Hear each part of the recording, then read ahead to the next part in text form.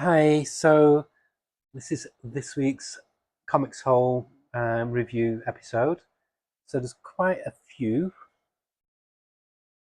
Reason being is quite a chunk of these, the number of Batman titles and absolute titles are from last week's haul. If you remember, I didn't have time to read them last week, so they've been merged into the pile. So we'll start with the clunker of the week, the one that I really did not enjoy story-wise, and that is Batman 161 by Jeff Loeb, Jim Lee, Scott Williams, and Alex Sinclair. Okay, first of all, the art, really nice. Jim Lee, it feels more like a Jim Lee comic now instead of the previous issue, just felt like he was phoning it in much more. This has got very dynamic layouts. The artwork's really nice and tight. But, oh my god, the story, there is no story. What is it all about? If anybody knows, do let me know because there's sentences, but do not ask me what they meant. English is my native tongue. I speak English. I write in English. This was English that didn't make sense. Jeff Lowe, what are you playing at? You're a good writer. Why are you just?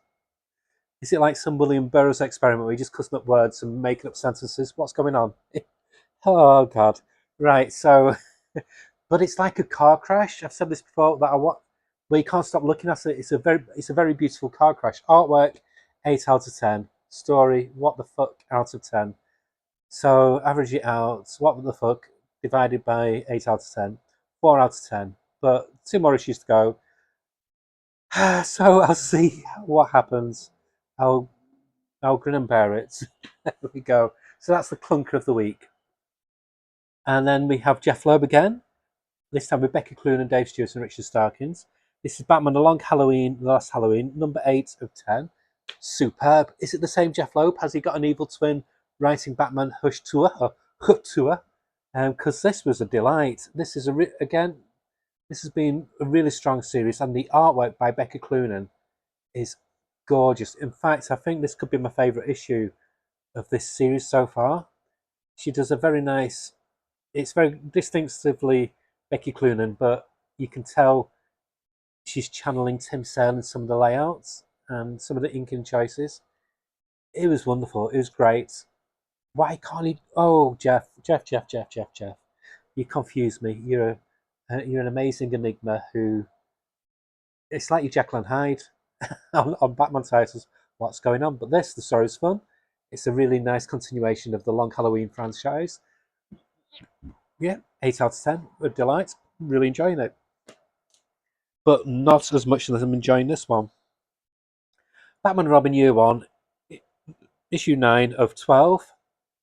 So this continues to be by Mark Waid on dialogue and plot, and Chris Samney on plot and art. This is a masterclass in how to do a timeless Batman tale. It perfectly blends the classic tropes of Batman from yesteryear with modern sensibilities. This will be an evergreen when it's compiled. This will be one that will never go out of style because it's, like I said, it's timeless. They've managed to get that perfect balance of retro with modern, with nice noirish sensibilities where it doesn't become overpoweringly bleak or depressing. There's a lightness to the touch, which is where Dick Grayson comes in, and it's got a really fun use of Clayface as well. Oh, if you're wondering why I'm just doing this kind of video, it's just my hands, because I have no hot water at the moment. It went last night, and it looks like we won't be getting it fixed until Monday next week. So my hair is mega greasy, and there's no way in hell I'm letting anybody see me looking like a greasy mess. So there we go. But that's by the by. And another masterpiece in the Batman. So many good Batman titles. It's just a shame that the flagship title is so shit. But hopefully that'll change when the new team comes on in 2 issues' time. Now, next we have Batman Dark Patterns issue 8 by the usual team of Dan Watters, Hayden Sherman, and who's the colorist? Because the colorist does a really nice job.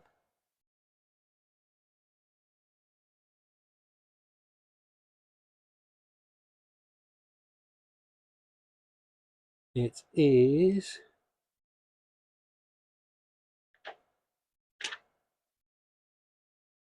I can't. Ugh! This is my biggest bugbear with modern comics these days. Trying to find the fucking title page. Title page is the title, it should be at the front or on the second page. But no, no, no, no, no, that's just too easy. Let's just put it wherever the fuck we want. It drives me mad. That is my biggest bugbear of modern age comics. There's just no need for it. But anyway, as I was saying, the colouring by Triona Farrell is wonderful as well. This has never had a dull issue. It's always had perfect storytelling beats, and this looks into the is it the Red Hood Gang, and it's just great. The layouts by Hayden Sherman, they just really know how to have fun with a panel layout. They use shapes what you don't normally see, and there's things going on. Just look at the dimensions that they use here. They are really they're a relatively young artist, and yet they're running rings around a lot of the one like around a lot of the comic artists has been around for decades and decades. And with the writing of Dan Masters, this just becomes a really cool, slightly weird mystery. Perfect, my kind of Batman story. This. I mean, look at the use here of patterns within patterns, images within images, just wonderful. So, as with the other series, with Dark Patterns, it's a 12-issue series where it's in chunks of 3-issue story arcs. So this will conclude with the final with next issue, and then there'll be a new story with 3 issues after that. So yeah, perfect. 9 out of 10. And another fantastic, amazing Batman comic, Batman Detective Comics. This is by the now regular writer of Tom Taylor, and the guest artist for the past 3 issues, I think, of Lee Garbett, who I really like. If Mikhail Janin ever leaves, I'd love for this for Lee Garbett to come on. He's really, really good, and he's English, so that's another bonus. But yeah, I'm loving the team dynamic between Harvey Bullock and Penguin. Harvey Bullock grudgingly, I think, realizes deep down that him and Penguin get on really well, and they make such a great double act. I'd love to see like a road movie kind of comic with Bullock and Penguin. The written by Tom Taylor. Tom Taylor's dialogue in this is so much fun, and it develops the mystery of this weird group who are trying to live forever. And I'll close it there because the reveal at the end is laugh out loud funny. It's up there with the peak Justice League International humor by Jim DeMatteis and Keith Giffen, and you don't see it coming because it's been such a serious story for so long. Then they do that, and so it makes it even funnier. It's just wonderful. 9 out of 10, veering quite very closely to a 10 out of 10, just for sheer entertainment value. Really, really good. And another one which is great is Resurrection Man Run, issue 5 now, by Ram V, Anand RK, and Mike Spice on colours. And of course, frontispiece by Jackson Goose, rest in peace. They do a nice tribute as well. But yeah, this is great. Full of timey-wimey nonsense. It's like a highbrow Doctor Who, basically. And I love it. And Human Target's in as well, who's always a fun character having in a comic. The artwork is just jaw-droppingly beautiful. What I like about Ramsey, yes, he manages to just stop himself from becoming impenetrably pretentious. So it's very poetic, like Alan Moore, and like Alan Moore, it still tells a story. So initially, like with the first issue, you're normally a bit bewildered going with what's going on, and he slowly reveals the story. That's what he's done with this, and it's a great mystery where basically Resurrection Man is chasing himself, and it's great. It's got horror tones, it's got superhero tones, it's got mystery and thriller tones. It's just a wonderful, beautiful comic, and yeah, another 9 out of 10. That's what I'm saying. I'm sticking with comics. If I don't like a comic, I'll stop it. So you're going to expect high scores from a lot of these comics. I'm afraid. I'm not going to buy comics to hate on them. If I don't like it, I'll just stop it. And then we got JSA. This might be my cover of the week. I adore this cover. It's a wonderful, wonderful, wonderful cover. So this is by the usual writer of Jeff Lemire, but it's a different artist this time. and it is. See what I mean? I can never find the fucking title page at the back again. Rafael Delator on the art. I prefer the regular artist. Can't lie, but it does the job. It's not ugly. It's just doesn't feel as solid as the normal artist. I just like the vibe of the normal artist. But I love the interplay between the Hawks. He's a douche. Hawkman is a douche, and that's how he should be. And what I like about this is how it effortlessly dips its toes as the metaphysical into the supernatural. I like the new Kid Eternity character because that's character I've loved ever since the old Prestige series. Oh, that doesn't feel old to me, but the Prestige series by Grant Morrison and Duncan Fegredo, which I got from MegaCon again recently, which I'll do a review of when I read it again. But just the whole, it's my favourite team, but just the whole team dynamics between the young generation of the JSA and the new and the old guard of the JSA, it's just really good. It's a great supervillain team. And what I like about Jeff Lemire, he fleshes out the villains as much as he does the heroes, which sometimes with a lot of comics, the villains can just be too one dimensional. You don't get much of their background, but not in this. It's so good. It's on the surface it comes across as a very mainstream standard superhero comic, but there's depth to it. And this panel's I do like this panel, I must admit. Solomon Grundy, always a favourite of mine. Yeah. I always enjoy this comic case out of 10. It's a solidly entertaining comic. If you're not getting it, you're missing out on one of the best superhero team books. And one that I wasn't expecting to get when I saw the title, but when I saw the creators of him, I've got to get it. Well, so it's Cheshire and Cheshire, Rob the Justice League. I think it's a 6-issue series by Greg Rucka and Nicholas Scott. I think they did that Image comic. Was it Black Magic? But the art in this has got, I think, the best interior art of the pile of comics from this week. It's just gorgeous. And the dialogue, you look at that page, the dialogue by Greg Rucka is amazing. I love, and unfortunately, I don't see Marvel used to do this, but you don't see them doing it much nowadays. What I love is when a big company does a series that focuses on C-list characters on a storyline that you don't expect. That's just my bag. That's why I like groups like the Defenders and people like Booster Gold and that lot, where they're not your predominant characters, but they're just something fun. League of Supervillains was another comic I used to like in the 70s. You know, and this is great. It's basically two friends, Chester and Cheshire, who this whole issue is just about them hatching a plot to rob the JLA.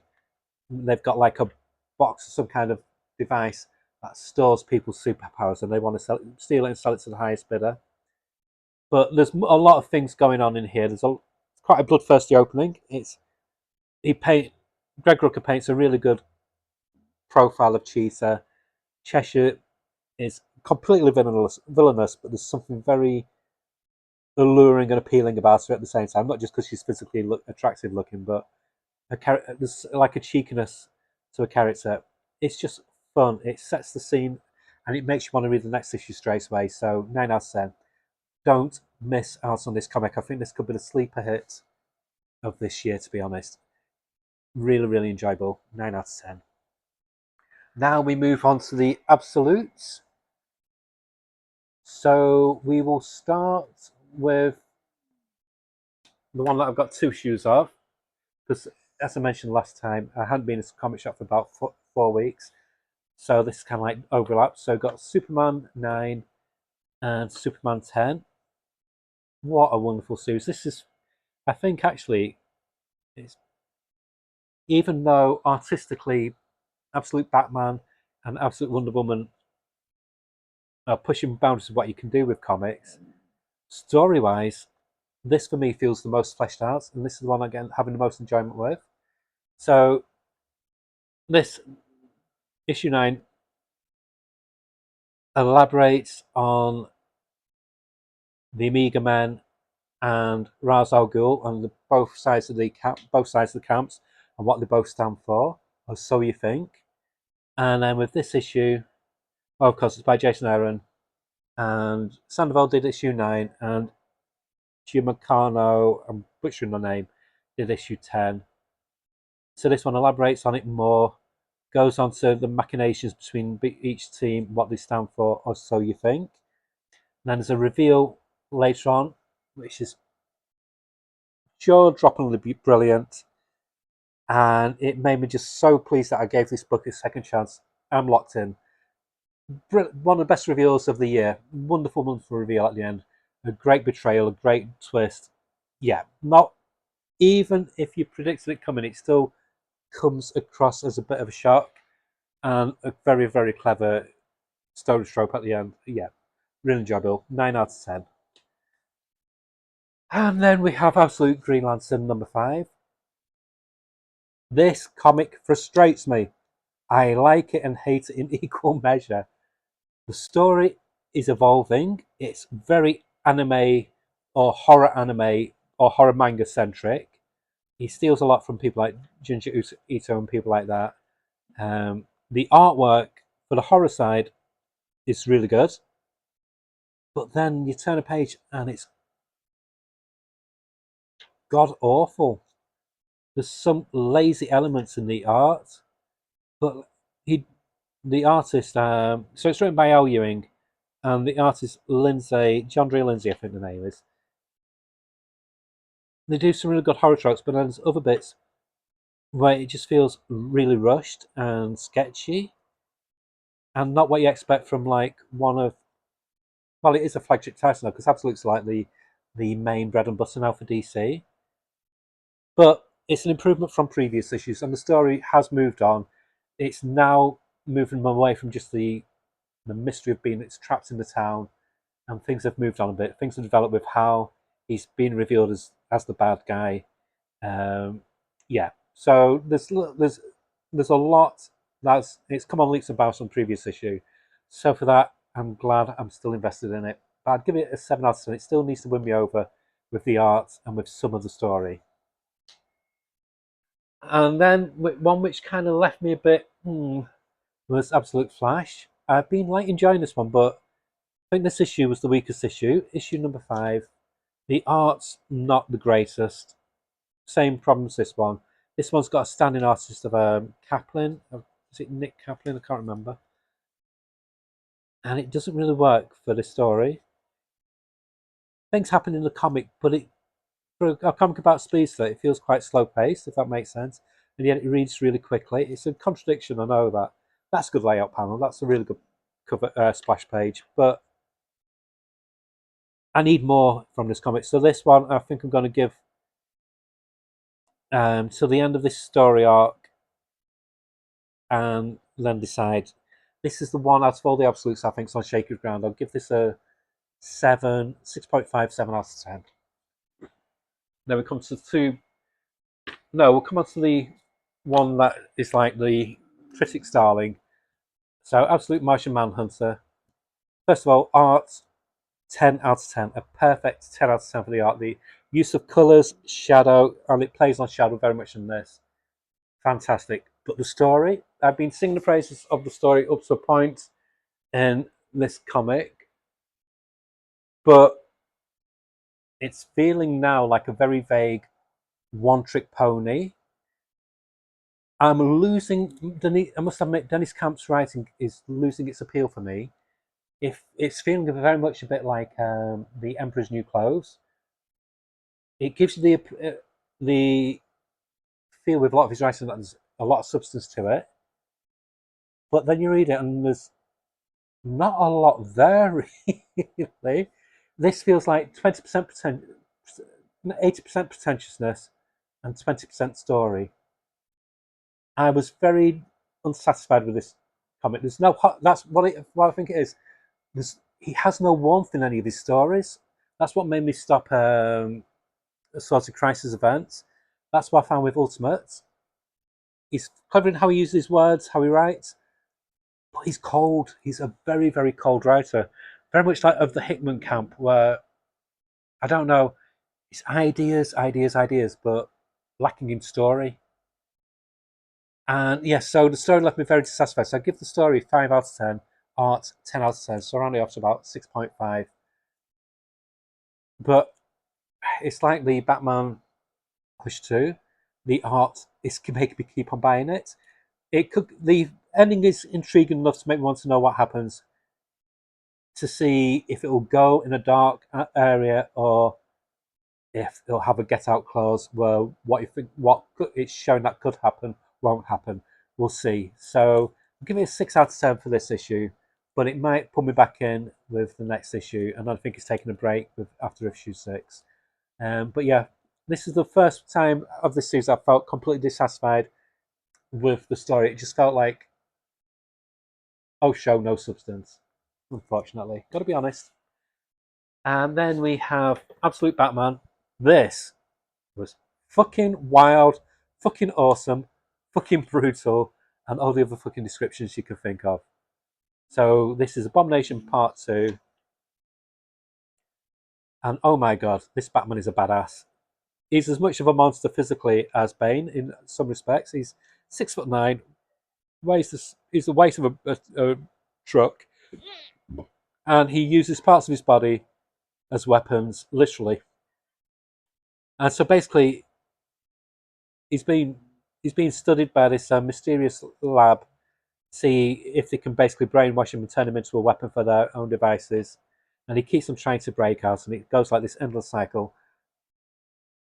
It's wonderful. This is, if you imagine David Fincher given free rein to do his version of Batman, I think this is what he'd come up with. And it's now done a thing of showing how a lot of people wondering with this comic, because of Bruce's friends being in the normal Batman universe, it's Rogue's Gallery. Well, it looks like now they're slowly being turned through no fault of their own. So one of his friends has literally been turned into Killer Croc, and this panel is just amazing. Yeah, it's just brutal. It's a great version of Bane. Um, it's just so different to Batman, but a lot of people say, "Oh, but it's not. It should be more like Batman." Make up your mind. It's absolute flash. Some people say some of the comics are too much like the mainstream counterparts. You can't have it both ways. It's different, but it still feels like a Batman comic to me, and I love it. Yeah, I'm going to give this. This was just fun all the way through. 10 out of 10. And then we have Absolute Wonder Woman. This was runner-up for cover of the week. Wonderful Hayden Sherman cover. It's Kelly Thompson doing what Kelly Thompson does best, which is write a really thoroughly entertaining story. She does characterization really well. She does plot development really well. And again, wonderful, gorgeous arts by Hayden Sherman and gorgeous colours by Jordie Bellaire. This is a Wonder Woman for people who don't normally enjoy Wonder Woman, which is me. I can take Wonder Woman or leave it. She's not one of my main characters that I enjoy reading, but this is great. It blends perfectly mythology in a very different way to how, say, George Perez did with Wonder Woman, with a modern sensibility. And it's moving the plot along, but the art is just, it's a masterclass. It's just wonderful. So this is so trippy as well. So she gets infected by this drug, and so the last 4 pages of her trying to fight her way through this place last 6 pages while still heavily manipulated by this psychedelic visions what she's having through these drugs. Wonderful. It's got to be a 10 out of 10. So that's all the DC stuff. So we now move on to our image section. So this has been out on stands for ages, but I kept forgetting about it. So I picked it up to this week. Finish off story. So this is the Mummy issue 4. I know some people haven't been too keen on this run. I've enjoyed it because it's Universal Monsters, but if you watch the Mummy, Universal Monsters they were monsters, but it wasn't always out and out horror. And the Mummy was much more of a mystery, more of a creepy factor, and she definitely increases the creep factor in this one. It's all about reincarnation, about lost love. I enjoyed it. I thought the third issue was a bit weak, but this one's pulled me back quite a lot. The art's radically different to a lot of the other series in this range, but I thought it did its job well, so I'd give it a 7.5 out of 10. But what's got me most excited is this at the back. I cannot wait for this. So James Tynion's coming back, writing The Invisible Man with Danny, who's a wonderful artist on the art. And The Invisible Man is my second favourite Universal monster. My first one, of course, being Creature from Black Lagoon. So, yeah, 7.5 out of 10. One comic which blew me away. Oh, hold on. Getting ahead of myself. Another one for contender of the cover of the week, if we just censor it there, is World Tree number 16 by James Tynion and Blanco. This is a wonderful series. I think people who've not got it now, they need to get the trade paperbacks. It's a great, great mystery. It's a sci-fi horror. It's both the war horror. When it unleashes weirdness, it comes out in spades. It's got the weird facts what you used to get by reading Shade of Changing Man. It's just great. The art is wonderful. What I like about this is how they don't skimp on quality. So there'll be like 2 or 3 months where they don't have the comic out. So they'll give the art, so they don't have to use a different artist. Give the artist time to do a block of 4 or a block of 6. It's just great. It's a great mystery. I can't honestly explain it because it's 16 issues deep now, but it's a rewarding read. It's James Tynion doing what James Tynion does best, which is weird horror elements blended into like a thriller kind of scenario. Yeah, 9 out of 10. And then from the Ghost Machine stable, we have Sisterhood, which is a High Street story spin-off, issue 2. Much, much better than the first story. It feels very teen-centric, I must admit. It feels like an R.L. Stine story, to be honest, but it was fun. It's a fun read. I wouldn't say it's essential. It's one of the weaker Ghost Machine ones, but yeah, I enjoyed it. Basically, college girls done wrong. College girls out for revenge. One of them now a ghost. And issue 2 by Mato Shut and Layla Lees. I would give this 7 out of 10. One that passed me by, but I ordered it because it's one I didn't really know much about it, so I did a bit of research and thought, yeah, I'm going to get it. That's Ghost Pepper number 1. It's a chunky book. There's about 54 pages for $4.99. Ghost Pepper by Ludo Lullaby. Apparently, he's a French artist who's done loads of like game design and things like that. And this was brilliant. This was like a perfect blend of had very manga sensibilities with European science fiction elements thrown in. So if you're a fan of things like classic heavy metal or Akira or some of the more modern manga, you'll love this book. And it's what it is. He's this unusual guy who's just suddenly appeared, who just wants to eat his ramen, and things come in the way, giant robots, things like that. It's great. It moves at breakneck pace. It's a blast to read. Yeah, 8 out of 10. Can't wait for the next issue. Another one that took me by surprise is Godzilla, part of the Kaisei universe. This is Escape the Dead Zone. This is by Ethan S. Parker and Griffin Sheridan, who did a comic for Image a while ago. I forgot what it's called, but it's where these imaginary characters of this child have come to life. Which Kill Your Darlings was it called? I think I can't remember, but it was really good anyway. But this is basically a slightly futuristic, post-apocalyptic take on Godzilla. So there's kaiju in this, but it focuses on this person here, who is a hybrid, or he's a mutant, but he's kind of like half kaiju, half human. So he's become like a kaiju hunter. It's got some wonderful, weird, badass fight sequences and kaiju sequences. The dialogue is wonderful. It's not for kids at all. It's very mature racing, and I like how they're doing that with these Godzillas, because they could have taken the safer option and made it just very PG, but they definitely haven't. If you like Daniel Warren Johnson, or just good kaiju battles, this is the one to get. If you're not picked up, more fool you. This is better than a lot of Marvel, better than some DC, better than a lot of comics out there. It's a really, really fun comic, and you don't need to have read the Godzilla one that I got last week to understand this one. they're part of the same universe but completing themselves. There's a nice reveal of a mystery at the end, and it's going to go places. And that cover reminds me so much like a Von Bode kind of illustration with the silhouettes of Godzilla in the background. 9 out of 10. Wonderful starts for a series. Talking of wonderful starts, my new favourite publisher, my new publisher crush, is Bad Idea. I'm so glad these are now accessible and to order in the normal mainstream local comic shops. So I've got the Hero Trade, which is part one of a two-part story by Matt Kindt and David Lapham. This gives almost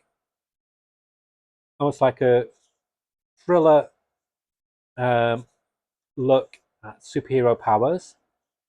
It's set in an unnamed future. Things aren't what they seem. They tell these two young kids lies to keep them housed in this secure building. These two kids have world-shattering powers, and they use them basically just to do battles for them. I love how it's on newsprint as well. So you've got that old classic smell. The art by David Lapham is great. Dialogue, of course, by Matt Kindt is guaranteed to be wonderful. There's a lot of shocking moments, and there's quite a few laugh out loud moments as well, because Matt Kindt's got a great twisted sense of humour. It's a thick book, $5.99, but you get about 40 odd pages though, because there's a one-shot story in the back as well. Very, very satisfying. Bad Idea are a good idea, and it'd be a good idea if everybody got hold of them. 9 out of 10.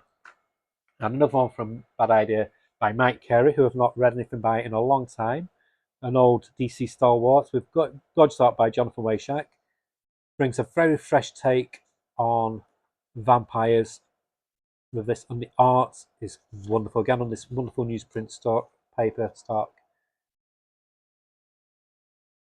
It's just genius. So when these are like a breed of vampires, but they live among us and they're not affected by sunlight, so they can live and operate during daytime. And instead of biting people, they absorb people's life essences. And they decide to reveal to the kids that they're these kind of vampires, and that's where the story goes from there. So they basically them clashing with this group of vampire hunters. It's bloody, it's brutal, as you can see here.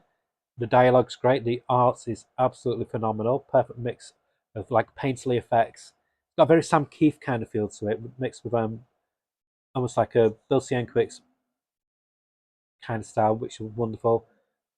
And again, there's a really cool one and done story at the back. Good Boy. With art by Polina, who did X-Force years ago. So yeah, another satisfying read. 9 out of 10. This is a 4-issue one, so you get about 40 pages of story for $5.99. Great value. And then just 2 Marvel comics, because I'm just getting one ongoing Marvel now, because I've just got bored with Marvel. I'm still getting some of the miniseries, but I don't trust them. They don't do their ongoings normally means about 10 issues, even if it's a big selling title. So I've got a feeling this won't be around for long, sadly, and I'm loving it. So this is issue 7 of Red Hulk. Benjamin Percy, new artist this time, Jeffro Morales. Not so keen on the art. It's not bad, but it's not a patch on the regular artist. But I'm loving the dynamic. It feels like a pulpy 70s Marvel black and white magazine, to be honest. It's got that weird fantasy kind of feel to it. It's made me enjoy the character of the Red Hulk. But what does it for me? I'm a huge Deathlock fan. I'm a huge Machine Man fan. So it's really odd couple kind of book with these two. It's fun. It's saying it's One World Under Doom spin-off, but you don't need to know anything about One World Under Doom. I have no interest in it, but I'm still enjoying this. So I'll give this a solid 8 out of 10. One that I got because I heard that this is like Chris Claremont writing good Chris Claremont, and it is. It's a one and done story with gorgeous art by Tom Riley, taken from a collection what he brought up about a year or two ago. It's like a big book, deluxe book of Chris Claremont stories, and there's some new ones in alongside classic stories. And it just drops straight into the action. I'm not going to lie, I got it for the art. It's Tom Riley doing what Tom Riley does, which is great action comics, nice clean line. But the dialogue's unusually for Chris Claremont. It's not flabby. There's not like an overkill on explanation or dialogue. It's great. It's a fun one and done story. $4.99 for 20 pages is a bit of a rip-off when it's a reprint, but that's Marvel, isn't it? But yeah, it's fun. 7 out of 10. So that's it. I shall hopefully be doing some more videos soon. Hopefully in front of the camera, because I find it very weird doing it this way. But that's quite a lot of comics. So I hope you enjoyed that, and I'll do some more videos soon. Bye.